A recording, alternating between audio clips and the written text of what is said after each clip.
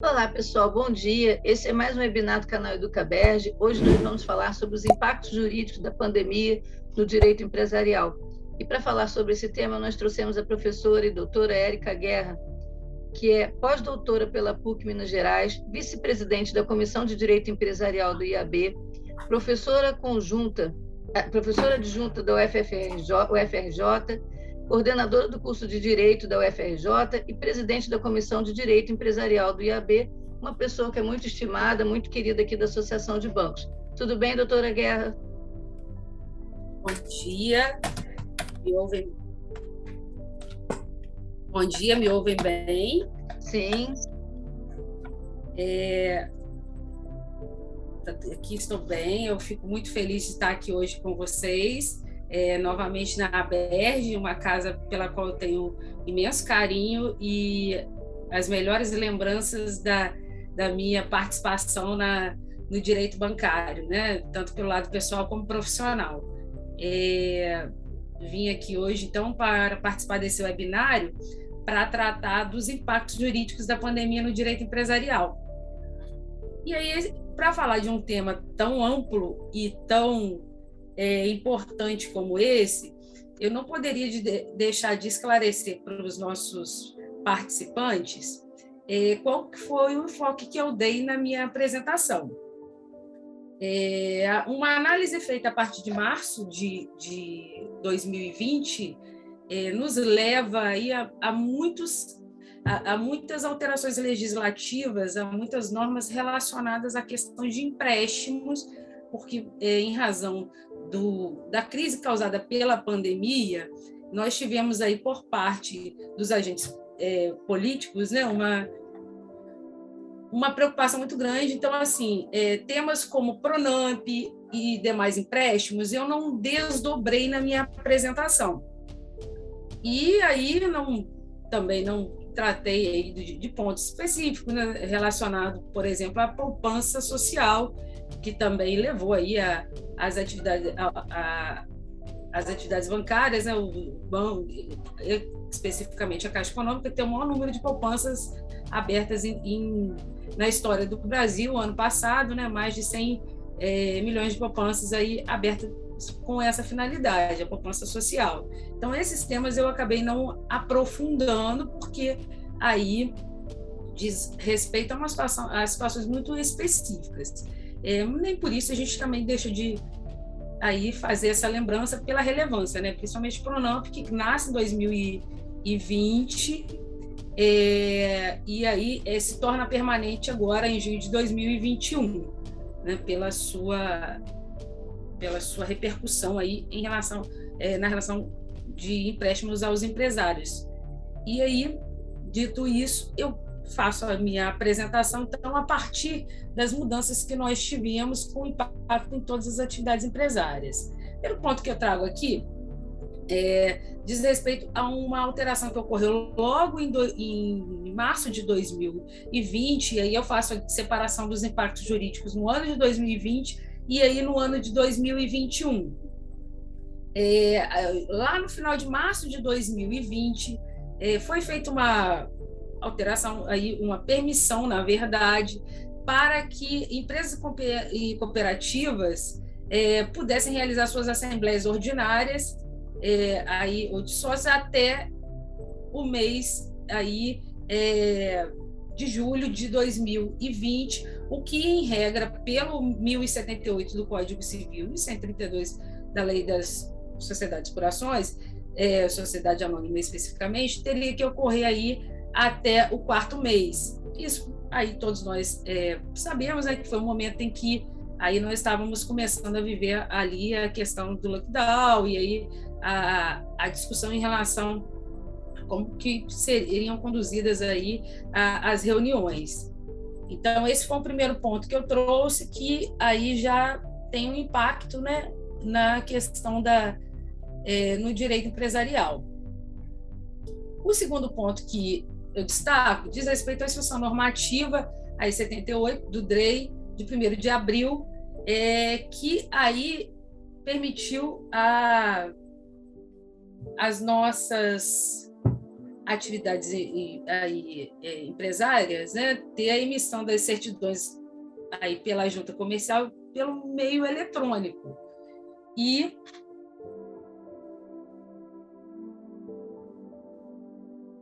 aí, com isso, permitiu que não se tivesse tanto acesso lá à junta comercial.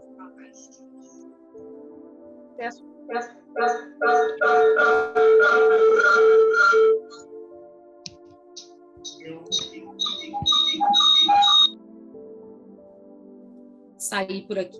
Então, isso facilitou muito a vida dos nossos empresários nessa questão das certidões e a emissão pelo meio eletrônico. Então, destaco também essa instrução normativa do DREI, que facilitou nesse sentido aí as empresas, né, e aí as certidões que são necessárias em vários aspectos, né, por exemplo, para um requerimento de uma recuperação judicial, você tem que comprovar por certidões ali a sua condição de empresário e a sua condição ali de regular, e isso foi feito de uma forma simplificada pelas certidões eletrônicas.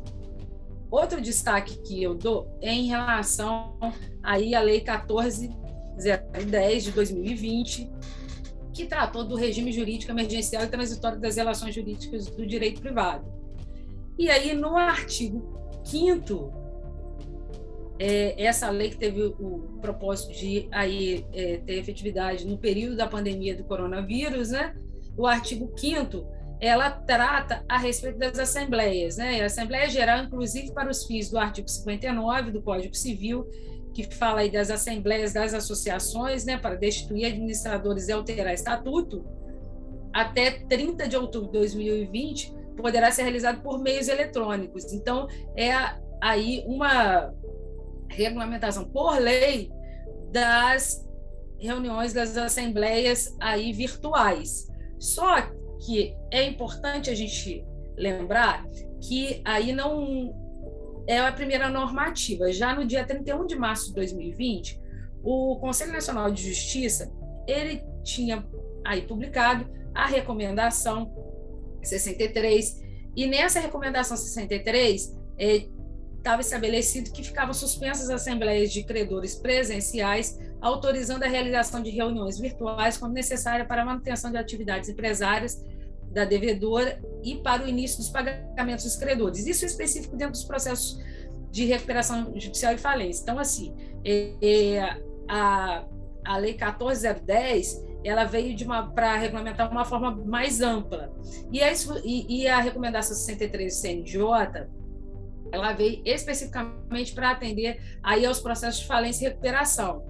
E lembrando que aí, nessa questão das assembleias, né, virtuais, nós tivemos a Assembleia da Odebrecht, né, que é um processo muito grande que nós temos de recuperação judicial, que ocorreu no dia 23 de março, já no formato virtual.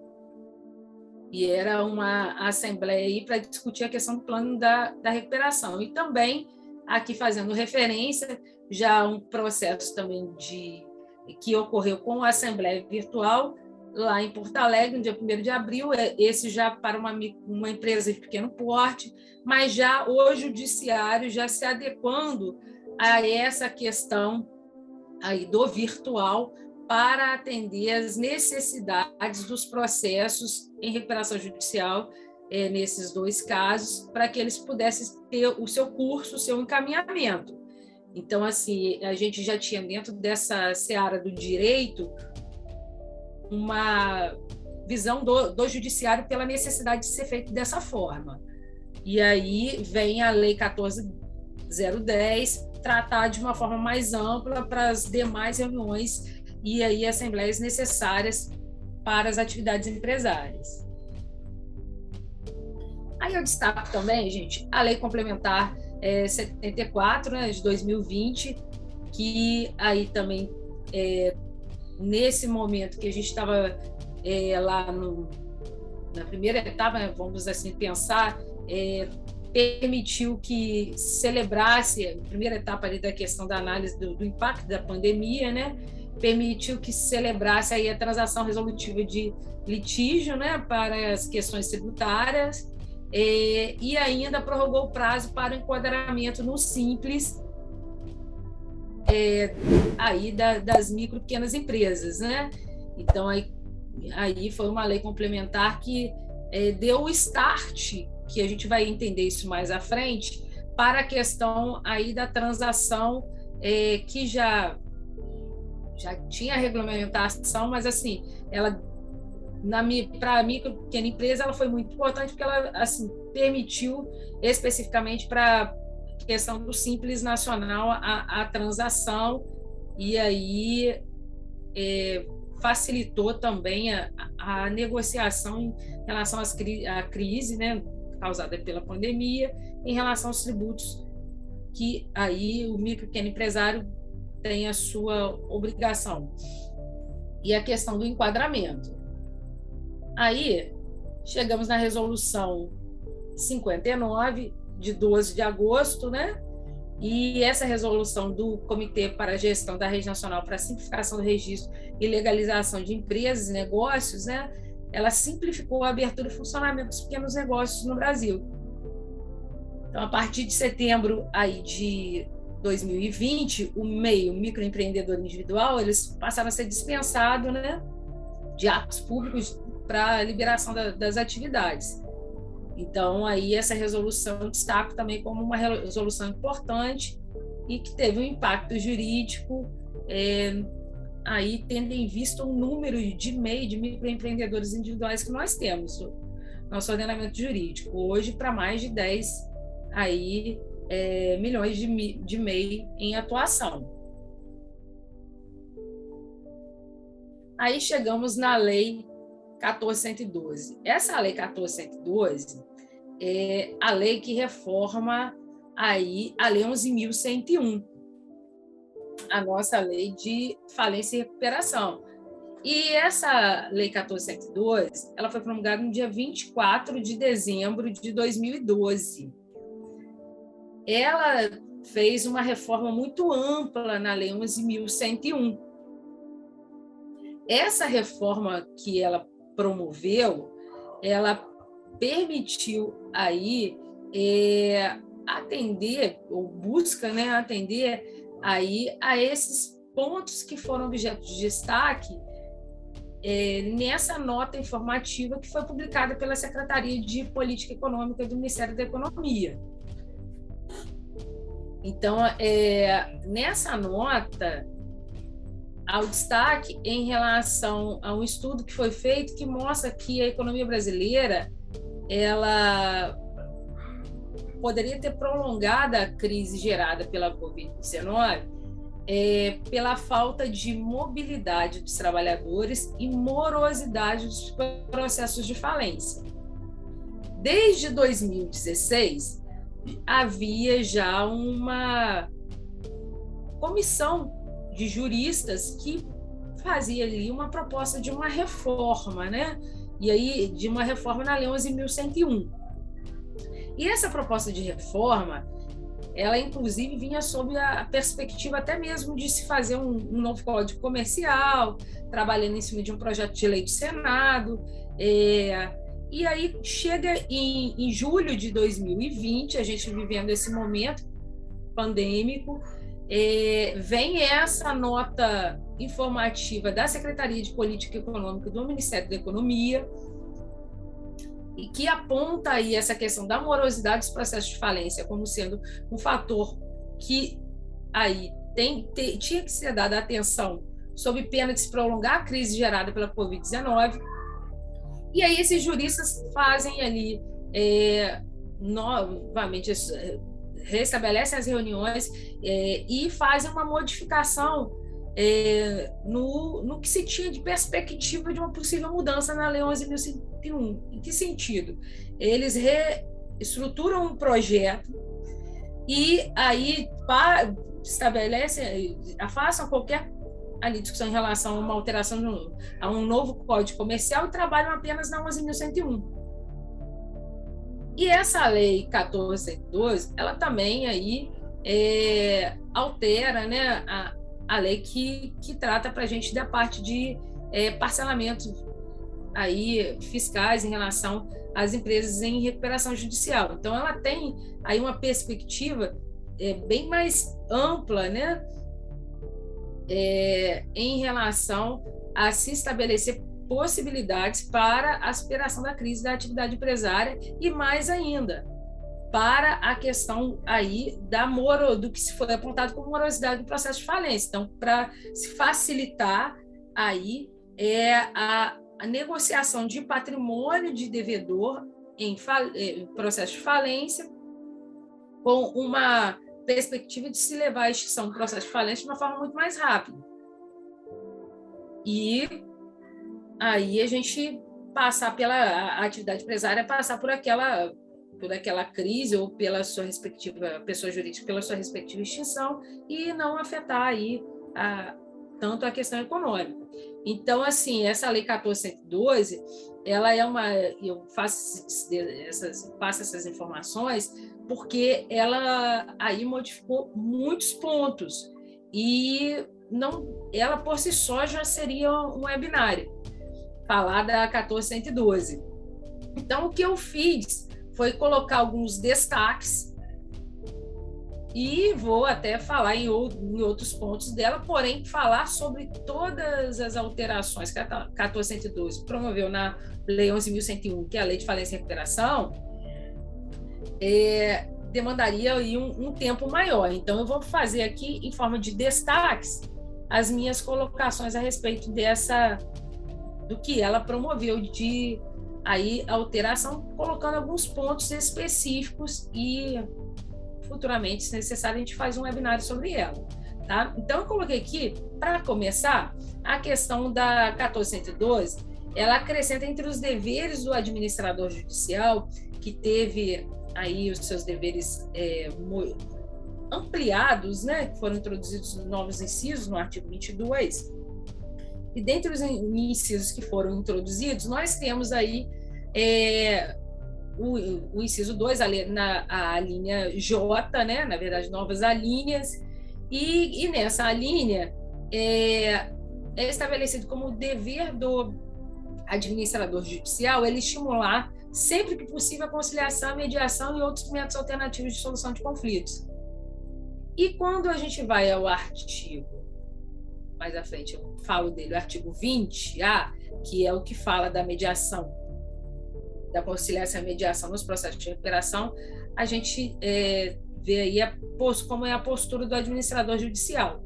O que eu trouxe aqui de destaque foi uma fala do ministro João Otávio Noronha, em que ele faz uma colocação a respeito da relevância dessa modificação, né? Ele fala aí que, abro aspas, a saída para o Brasil é a renegociação, e será melhor se acontecer fora do Poder Judiciário. Os instrumentos de regulação não foram nem serão alterados em função da crise. Nesse momento, precisamos de diálogo, e a melhor maneira de intermediar esse diálogo é a mediação. Então, aí ele fazendo uma colocação como sendo uma saída para aí a crise que nós temos, né? A crise existente em atividade empresária seria aí a questão da implementação da mediação. E aí isso é feito na Lei 11.101, através da introdução pela 14.112 do artigo 20A, e aí eu destaquei aqui o 20B, mas o artigo 20A, ele fala para a gente, eu estou aqui só reportando a minha lei, ele fala para a gente aí ele regulamenta numa seção específica das conciliações, das mediações antecedentes e incidentais aos processos de recuperação judicial. E aí fala aí a questão de se incentivar sempre, né, em qualquer jurisdição, ou seja, primeiro e segundo grau, a conciliação e a mediação. E aí eu coloquei aqui em destaque o artigo 20B, que fala para a gente em quais pontos que a lei aí não permite que se faça conciliação e mediação. Então, a natureza e a classificação de crédito, e aí critérios de votação em assembleia de credores. Esses 2 pontos estão aí citados no artigo 20b, parágrafo 2º, como sendo temas que não podem ser objeto de conciliação e mediação.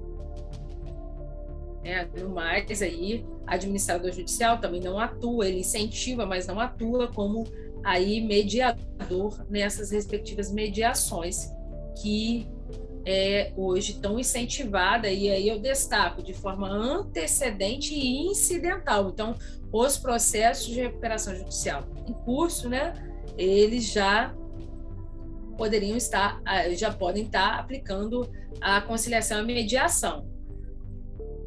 Aí destaco ainda a questão que caberá ao administrador judicial realizar a venda em 180 dias contados da data da juntada do auto de arrecadação, sob pena de ser destituído. Então, mais um dever que foi aí colocado ao administrador judicial, lá no artigo 22, é a questão do prazo para a venda dos bens em processo de falência.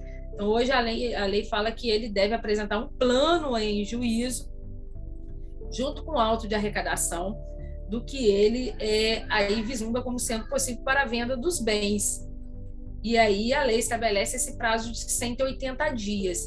Então, fazendo aí uma relação com o que estava lá na nota informativa, da Secretaria de Assuntos Econômicos, a gente verifica que, assim, a questão da morosidade nos processos de falência foi tratada em artigos, em modificações ou introdução de incisos ou alíneas, com um parâmetro temporal, ou seja, nesse caso, estabeleceu-se o prazo de 180 dias para a venda de bens em processo de falência.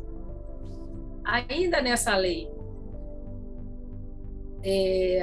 14.102, que altera a 11.101, ela altera lá o parágrafo 4º do artigo 6º, que fala para a gente do stay period, do período de suspensão. E aí ela faz uma alteração nesse parágrafo 4º correlacionado com o caput do artigo 6º.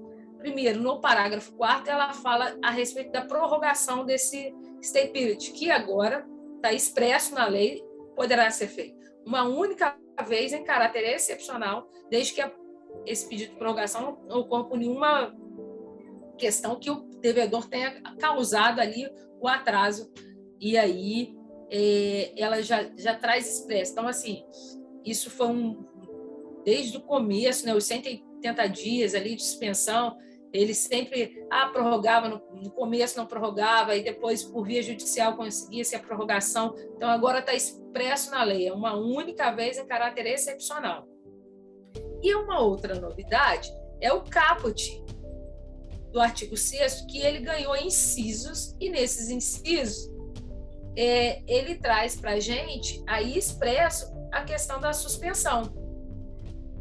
Então, esses 180 dias, e prorrogável por mais 180, recai sobre quais temas? Recai sobre aí essa suspensão sobre quais questões? Então, fala a suspensão do curso da prescrição das obrigações,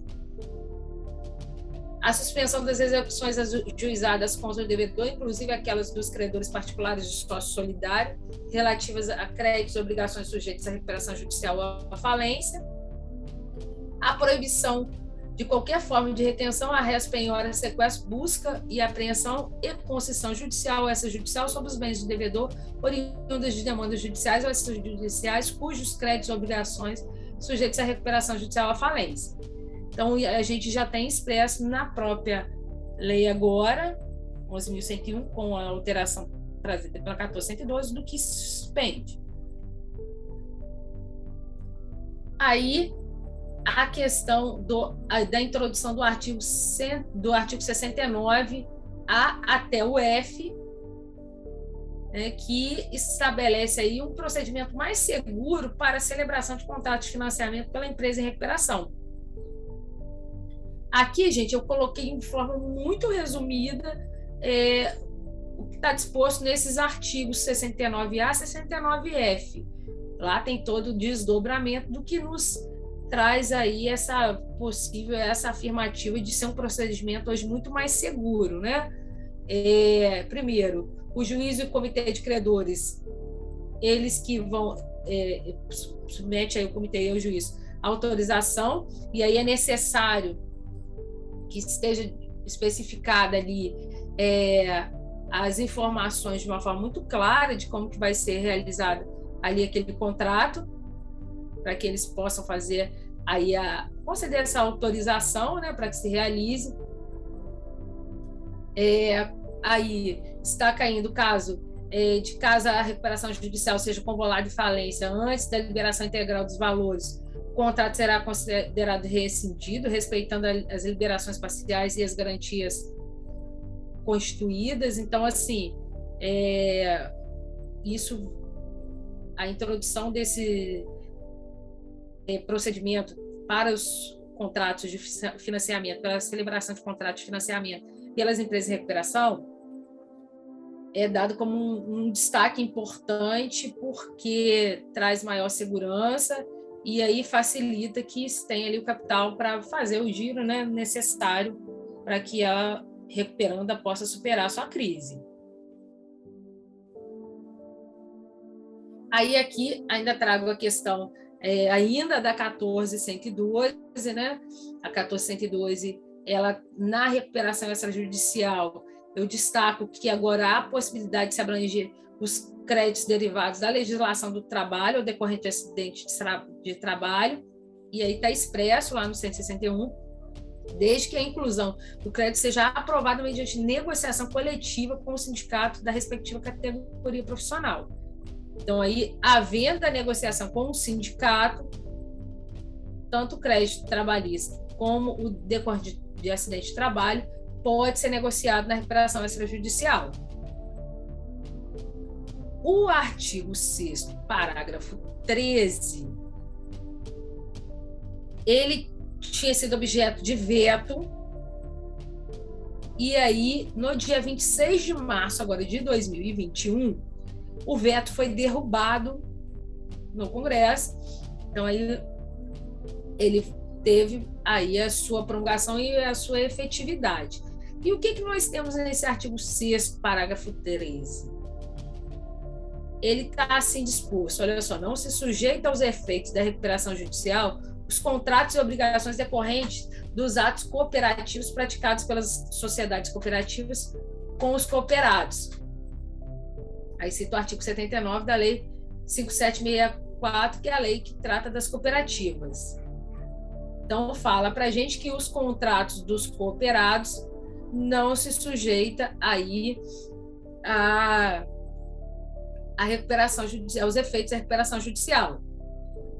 E aí ele traz consequentemente, não se aplica a vedação do inciso 2 do artigo 2º, quando a sociedade operadora de plano de assistência à saúde for cooperativa médica. Então, o que esse artigo passou a permitir? A questão da cooperativa médica poder pleitear a recuperação judicial. Porque o artigo 2º, inciso 2, ele traz ali o rol dos excluídos. Tá? O artigo 2º da Lei 11.101, que é o que está se fazendo referência aqui, ele traz o rol dos excluídos. E aí, aqui a gente tem uma ressalva a essa exclusão, falando que se for uma sociedade operadora de plano de saúde, for cooperativa médica, pode sujeitar a recuperação judicial. Porém, os contratos dos seus cooperados não estarão ali sujeitos aos efeitos da recuperação judicial. Então, eles não estarão entre os credores sujeitos à recuperação judicial. E aí a gente tem notícias, né, de várias cooperativas médicas em vários locais do Brasil que pleitearam, estavam com o processo em curso ou aí em discussão em primeira instância, segunda instância, sobre o cabimento de ser concedida a elas ou não a recuperação judicial. E aí esse artigo 6º, parágrafo 3º, após a derrubada do veto, ele passa a tratar especificamente dessa questão. Ainda, gente, eu fala que, em relação ao que eu tinha dito lá atrás, que a 14.112, ela não alterou apenas a Lei 11.101, ela alterou também a 10.522, e aí ela tratou de uma forma mais minuciosa a questão do crédito tributário do devedor em recuperação judicial. E aí ela traz para a gente todo o procedimento para fins de enquadramento aí, nesse novo parcelamento que ela passa a permitir.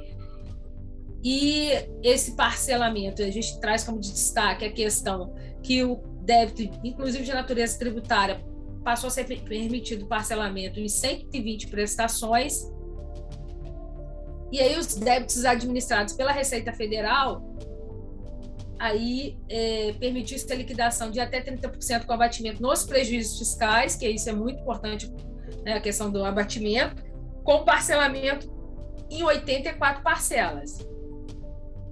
O artigo 10C, ele passou a permitir que o devedor em recuperação judicial apresente uma proposta de transação tributária. Então, lá na 13.988, traz a regulamentação da questão da transação tributária, e aqui a gente tem a alteração da 10.522 com a regulamentação para a proposta de transação tributária junto à Procuradoria da Fazenda Nacional para as atividades empresárias em crise. Crise em recuperação judicial. E eu já tinha dito lá atrás que a Lei Complementar 74 já tinha feito aí a referência pela possibilidade da transação no Simples Nacional para as micros e pequenas empresas. Então, assim, a gente teve um ponto de destaque para o ano de 2020, essa questão da transação no âmbito do direito tributário.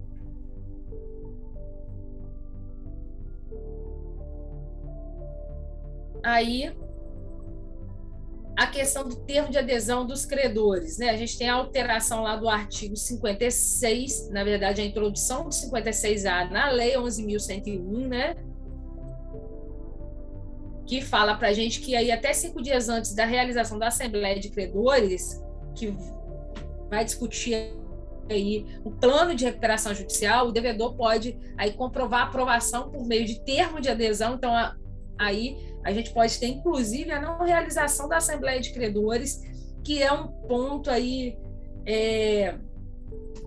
nefrálgico, um ponto de tantas discussões, né, em relação à recuperação judicial, com a alteração introduzida pela 14.102, com o artigo 56A, com o termo de adesão dos credores, a gente pode aí ter até a dispensa, né, dessa realização dessa assembleia, desde que ele comprove, né, aí a assinatura pelos credores, observado o que está disposto no artigo 45. Então, ele vai ter que fazer, na verdade, ali no termo de adesão dos credores, a especificação do quórum que seria ali de deliberação para aprovação do plano disposto no artigo 45, respeitadas as 4 classes lá dispostas e a forma de votação dessas classes, para que ele possa ficar aí dispensado de realizar o conclave, de realizar a Assembleia propriamente dita. Aí nós temos a questão, também um ponto muito importante, né, a questão, ainda nesse artigo 56, a questão da apresentação do plano alternativo de recuperação judicial. E esse aí é um ponto que a gente, já desde o projeto originário da Lei 11.101, a gente sempre tratava dessa questão da possibilidade dos credores também apresentar um plano de recuperação.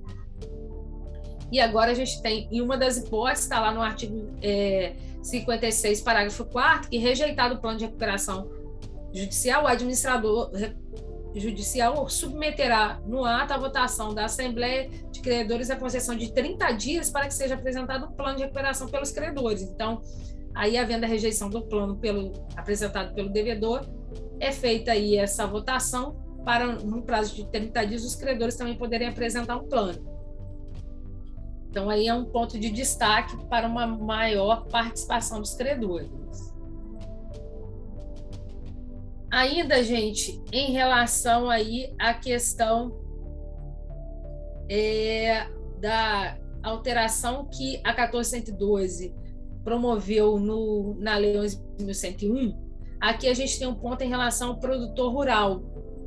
E aí o produtor rural com destaque diferenciado em relação ao produtor rural, pessoa jurídica, que está no artigo 48, parágrafo 2º, que aí legitima o produtor rural a requerer a recuperação judicial. Então, aí, o que lá atrás veio em discussão no STJ e a permissão por jurisprudência, agora a gente tem no texto da lei e separado entre o produtor rural, pessoa jurídica, e o produtor rural, pessoa natural.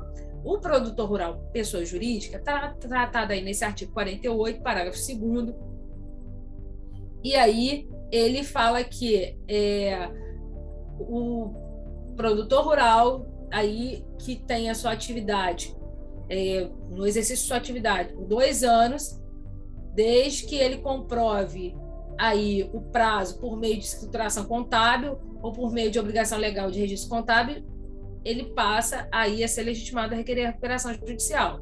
Aí essa escrituração contábil fiscal é aquela que substituiu aí a declaração de informações econômicas e fiscais da pessoa jurídica, né, desde 2014, e que é entregue aí até o último dia útil do mês de julho, né? E aí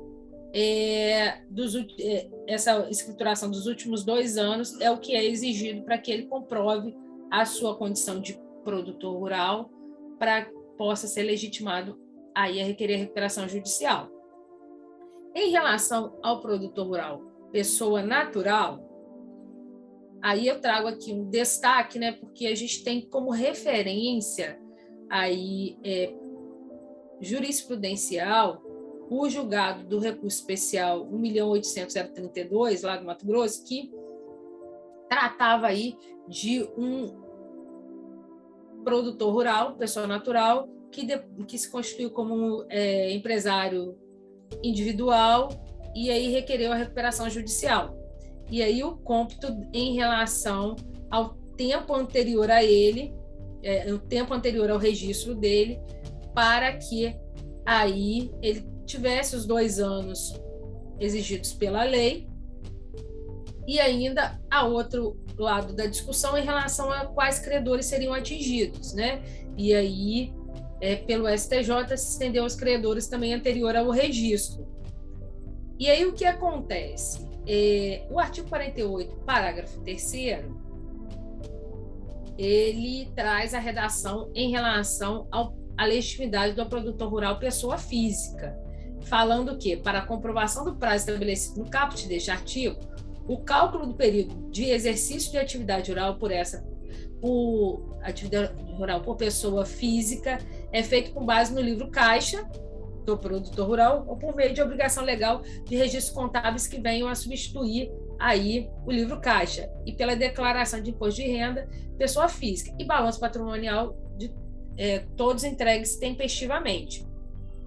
Então, o que acontece? Até um ponto de interrogação e análise em relação à questão da legitimidade, porque passou a ser exigido do produtor rural pessoa natural uma ampla documentação que muitas vezes, pela realidade aí que nós temos da atividade rural no nosso ordenamento jurídico, muitos produtores rurais não têm livro caixa,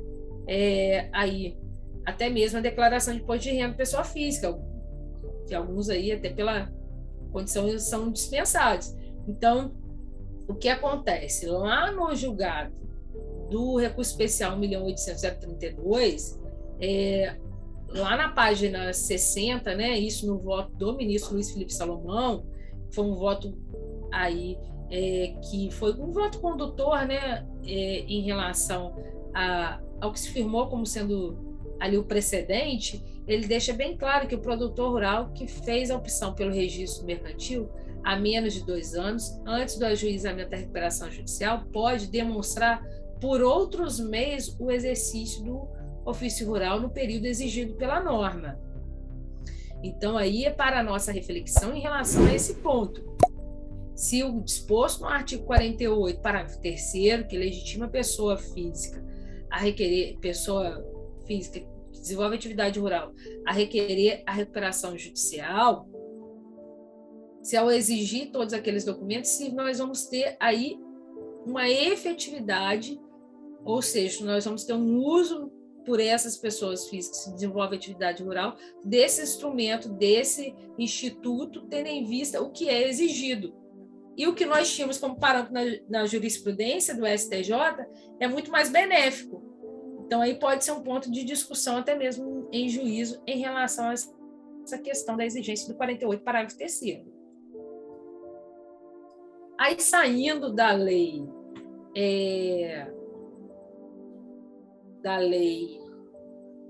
14.112, que altera a 11.101, gente, tem muito mais coisa, tá? E aí, só para não deixar de falar ainda dela, por exemplo, o artigo 159 dela modifica totalmente em relação à questão da extinção do processo de falência, que tem relação direta com aquela questão da morosidade dos processos de falência, reduz prazo, desvincula a questão do âmbito criminal para se extinguir o processo. Então, assim, um ponto de um webinário talvez específico seria 14.112. Mas indo aí, dando continuidade aí aos impactos jurídicos, e agora a gente entra em 2021, tá? Então a gente já está analisando esse ano, sem deixar de falar que em 2020 nós tivemos uma instrução normativa que é até anterior a essa, a 81, que eu não coloquei por um único motivo. Porque a instrução normativa 81, ela vem para atender aí modificações que foram feitas em razão da lei da liberdade econômica, que é a lei 13.874, lá de 20 de setembro de 2019. E aí o que acontece? Essa instrução normativa, a 81, ela foi de junho do ano passado, de 2020, até agosto desse ano, quando a gente tem uma lei nova, a 14.195, que está aqui tratada, eu vou falar dela também. E aí a 14.195 obrigou a se alterar a instrução normativa 81. Então, eu não coloquei ela aqui, porque ela está em processo já assim, já foi objeto de audiência pública no DRE, no Departamento de Registro de Empresa e Integração, e ela está para publicação aí de uma nova instrução normativa, que possivelmente também, em conjunto com a lei 14.195, seria também objeto de um webinário específico só para tratar aí a questão de registro, né, a relação com o REDSIM, o registro de empresa, a questão aí relacionada à sociedade unipessoal, que eu até cito aqui na frente também algumas modificações. Então, só para falar que não é que eu esqueci da instrução normativa 81, é que pelo momento que ela está vivendo, né, de ser possível em breve revogada por uma que já está em fase final, aí eu não a coloquei. Mas futuramente a gente pode voltar e falar sobre que essa nova instrução normativa que está por vir do DRE.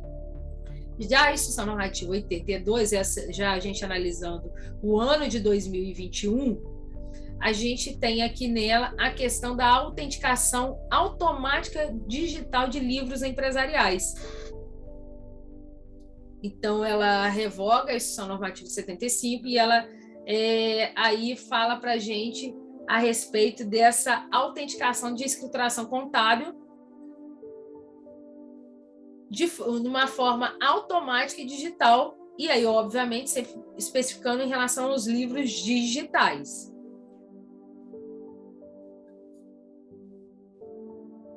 Aí nós chegamos, então, na lei que eu falei com vocês, na lei 14.195. Essa lei é uma lei agora de agosto desse ano. Tá? Esse ano a gente tem esses dois destaques mais importantes, né?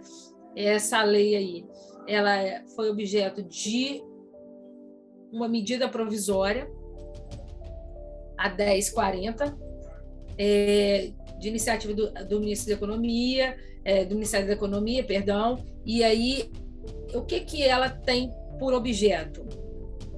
Aí modernizar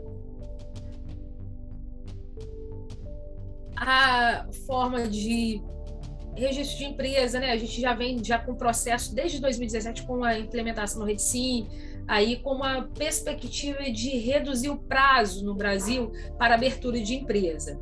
Então, a gente já tinha subido bastante no ranking em 2019, e aí, com essa nova lei, a proposta é que a gente suba aí 20 posições lá no ranking do Banco Mundial para a facilidade na realização de negócios no Brasil.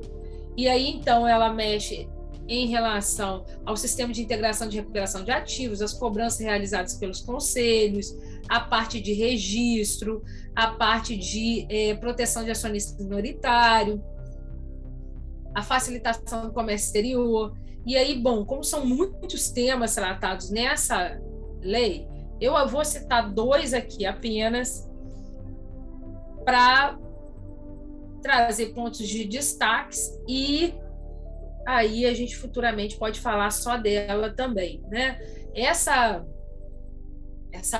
lei 14.195, ela altera o Código Civil, levando aí a uma revogação tácita do artigo 980-A, consequentemente levando aí à extinção da empresa individual de responsabilidade limitada, da EIRELI. O artigo 41 da lei 14.195, ele tem a seguinte disposição: as empresas individuais de responsabilidade limitada existentes na data de entrada em vigor desta lei serão transformadas em sociedades limitadas unipessoais, independentemente de qualquer alteração em seu ato constitutivo. Aí o parágrafo desse artigo 41, ele fala que o DREI vai regulamentar aí como que será feito esse procedimento dentro das juntas comerciais. Aí o DREI publicou um ofício circular, o 35/10 de 2021, especificando como é que vai ser, como nesse ofício, como é que vai ser feita como é que seria feita essa modificação, que já está em curso, tá? Que já está ocorrendo. Então, assim, há uma discussão, mas, assim, na prática, já está sendo feita a modificação, já são transformadas as EIRELIs em sociedades limitadas unipessoais.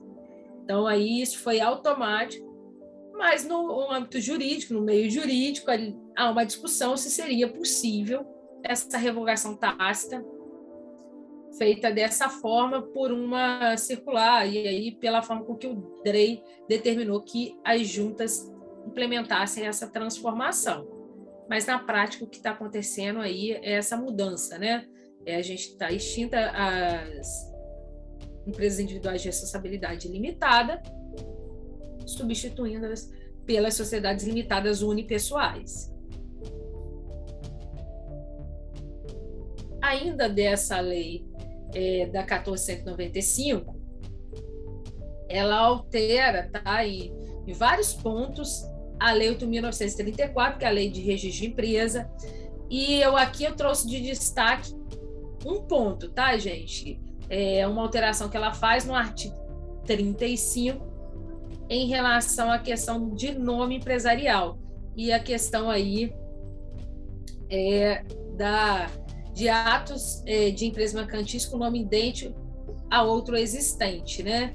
Então, aí ela coloca que, havendo confronto entre nomes, né, pode-se fazer ali o registro do nome, e aí, por meio de recurso ao DREI, o interessado que vai poder ali pedir a impugnação de nomes semelhantes. Só não é registrável nome idêntico, tá? Mas aí, agora, nomes parecidos, eles podem ser registrados, e alguém que se sentir prejudicado deve fazer um recurso aí ao DREI, lá a junta, né? Com aí, encaminhamento ao DREI, para poder questionar ali a questão do nome semelhante. E ainda a introdução do artigo 35A na Lei 8.934, né? E aí eu chamo a atenção que agora a pessoa, o empresário ou a pessoa jurídica, poderá utilizar o número do CNPJ com o nome empresarial, seguido aí apenas da extensão, né, no caso de sociedade, do tipo societário que ele vem adotar. Então, a gente pode ter agora uma sequência de número de CNPJ, LTDA, Sociedade Limitada, permitido por esse artigo 35A, aí introduzido pela Lei 14.195, tá? E ainda eu trouxe... não está aqui. Mas é uma instrução normativa do INPI que fala a respeito da marca de posição, tá? E aí é a permissão hoje de registro no nosso ordenamento jurídico de marca de posição, que é aquela marca que você vai buscar um destaque que tem em um determinado produto. Por exemplo, aí o solado vermelho de um sapato, que isso é uma marca de posição para se pedir registro na Junta Comercial, no Instituto Nacional de Propriedade Industrial. Tá certo? É isso, é o que eu tinha para passar hoje, de uma forma aí bem simplificada de tudo que a gente viveu nesse ano de 2020. Vocês podem perceber que foi um ano muito agitado no âmbito do direito empresarial, e isso eu selecionei especificamente o que foi acontecendo em relação aí ao fato da pandemia. Mas aí tem a Instrução Normativa 81, tem a regulamentação dos títulos rurais também, mas isso está relacionado à Lei da Liberdade Econômica de 2019, a Lei dos Títulos Rurais também de 2019, que aí em março de 2020 entra em vigor com a posterior regulamentação. Então, assim, eu não trouxe por esse motivo também, porque o que eu quis destacar aqui foi tudo que a pandemia aí foi causando de modificação no direito empresarial. Era o que eu tinha para passar. Eu quero novamente agradecer essa oportunidade de estar na Aberj, com todo o carinho que é imenso que eu tenho por essa instituição, na pessoa da sua presidente, a Angélica, e todos os demais que estão nessa casa, que eu sei pelo carinho que cuidam da Aberj. E aí, de coração, eu estou hoje aqui muito honrada e feliz. E a Angélica sabe até pelo aspecto pessoal o que a Aberj me remonta, e aí a quem eu gostaria de estar do lado fazendo, quem que eu gostaria que estivesse do meu lado fazendo esse evento. Então, com certeza, todos nós. Bem, Érica, nós é que agradecemos sempre sua disponibilidade, sua atenção conosco, e está trazendo de forma tão elucidativa esse tema. A gente tem bastante estudante, bastante advogado, então é uma coisa muito importante. Vamos dar um tempinho, não sei se o André já tem alguma pergunta. Tem, André? Ainda não temos nenhuma pergunta no chat. Quem quiser, faz a pergunta pelo chat, por favor. E já vamos esclarecer que todo mundo que colocou o André manda o certificado, porque eu sei que é muito importante, principalmente quando tem estudante. A gente sabe da preocupação deles com o certificado, a gente manda, não tem problema. E se alguém quiser fazer alguma pergunta, a doutora Érica está disponível. Alguém quer fazer alguma colocação, alguma pergunta?